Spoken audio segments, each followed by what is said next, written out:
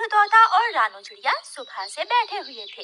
तोते भैया अब चलें, ये किसान तो घर जाएगा नहीं और ना ही हम किसान की मकई खा सकते हैं। रानू चिड़िया, लेकिन वो कालू कौवा कैसे हर रोज किसान की मकई ले जाता है? वो कल भी मेरे सामने किसान की मकई खा रहा था। मैंने पूछा तो कहने लगा ये किसान के खेत से लाया हूँ। वो एक नंबर का चोर है, किसी न किसी तरह वो मकई चोरी करके ले जाता होगा।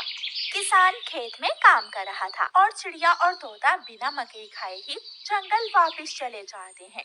हाँ भी तोते और चिड़िया, बताओ क्या आज तुमने किसान के खेत से मकई खाई है? ना, हम तो सुबह से दोपहर तक पेड़ पर बैठे रहे, लेकिन वो किसान है कि घर गया ही नहीं और हम थक हार कर बिना मकई खाए ही जंगल लौट आए। मैं तो जा रहा हूँ, पेट भर मकई खाऊंगा भी और अपने साथ भी लेकर आऊंगा। कालू कौवा इंसानों की बस्ती की तरफ जाता है। कालू कौवा किसान के खेत में जाकर किसान से कहता है, किसान, तुम्हें तुम्हारी पत्नी घर बुला रही है, तुम्हारे घर में मेहमान आए हैं। अच्छा, तो मैं जल्दी से घर जाता हूँ। कौवे, शुक्रिया जो तुमने मुझे बता दिया। किसान अपने घर चला जाता है और कौवा मजे मजे से किसान के खेत से मकई खाने लगता है। नहीं, मैंने तो आपको नहीं बुलाया। क्या मेहमान नहीं आए थे? तो फिर उस काले कौवे ने मुझसे झूठ क्यों बोला? कौवा झूठा है, मैंने तो उसे नहीं भेजा। कौवा पेट भरकर मकई खाता है और कुछ मकई अपने साथ लेकर वापस जंगल लौट जाता है। कौवे कौवे, एक मकई का भुट्टा मुझे भी दे दो। ना, मैं तो मकई का भुट्टा किसी को नहीं दूंगा, बहुत मुश्किल से लाया हूँ मैं। कौवा चिड़िया के सामने बैठकर मकई का भुट्टा खा रहा था और चिड़िया के मुंह में पानी आ रहा था। दूसरे दिन कौवा फिर से किसान के खेत में जाता है और किसान से कहता है, किसान, मैं अभी तुम्हारे घर से आया हूँ, तुम्हारे बेटे को तेज बुखार है, जल्दी से घर जाओ। कौवे की बात सुनकर किसान घबरा जाता है और कुछ सोचे बिना अपने घर भाग जाता है और कौवा मजे से मकई खाने लगता है। कहाँ है मेरा मुन्ना? मुन्ना तो बाहर खेलने गया हुआ है। क्या मेरा मुन्ना ठीक है? हाँ, मुन्ना तो बिल्कुल ठीक है। तो फिर इसका मतलब आज फिर उस शरारती को शरारत की है। उसने मुझसे कहा कि मेरे मुन्ने को बुखार है, मैं जल्दी घर जाऊं। वो कौवा जरूर आपको घर भेजकर खेत से फसल खाता होगा।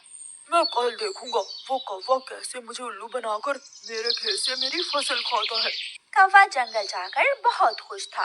वो जो मकई अपने साथ लाया था वो तोते और कबूतर के सामने बैठकर खाता है। वाह, मजा ही आ गया, ये मकई तो बहुत स्वादिष्ट है। यार कौवे, थोड़ी सी मकई मुझे भी दे दो। हाँ ठीक है, अगर तुम मेरे घर का काम कर दो तो मैं तुम्हें भी मकई दे सकता हूँ। मैं भी करूँगा, मैं भी कभी आपके घर का सारा काम करूँगा, मुझे भी मकई दे देना। ठीक है, तो फिर जल्दी से मेरे साथ आ जाओ।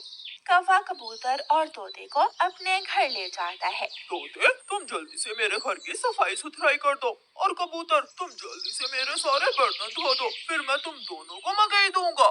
फिर कबूतर अपने काम में लग जाता है और तोता कौवे के घर की सफाई सुथराई करने लगता है। दोनों अपना अपना काम खत्म कर देते हैं। कौवे, मैंने काम कर दिया है, अब मुझे मकई दे दो। मैंने भी काम कर लिया है, मुझे भी मकई दो। कौन सी मकई? चलो भाग जाओ यहाँ से तुम दोनों, मैं तुम्हें कुछ नहीं देने वाला।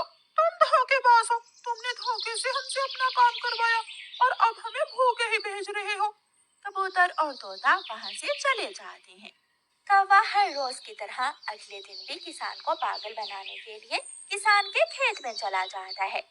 कौवा किसान के पास जाता है और किसान से कहता है, किसान, मैं अभी देख कर आया हूँ, तुम्हारी गाय जंगल की तरफ जा रही है, शायद उसकी रस्सी टूट गई होगी। मेरी गाय को तो शेर खा जाएगा। कौवे, मैं जल्दी से जाकर अपनी गाय को बचाता हूँ। किसान वहाँ से जाता है, लेकिन आज किसान थोड़ी दूर जाकर पेड़ के पीछे छुप जाता है। कौवा किसान के खेत में जाकर मकई खाने लगता है। तो ये कौवे का बच्चा इसलिए मुझे हर रोज किसी न किसी तरह खेत से भेज देता है। जब तक मेरे पास बड़ा दिमाग है, मुझे किसान की फसल खाने से कोई नहीं रोक सकता। किसान के पास बंदूक थी। किसान बंदूक चलाता है और गोली सीधी जाकर कौवे की टांग पर लगती है। कौवा बहुत मुश्किल से वहाँ से भागता है और किसी न किसी तरह अपने जंगल वापस पहुँच जाता है। वो अपने घर के बाहर आकर गिर जाता है। हाय, मर गया।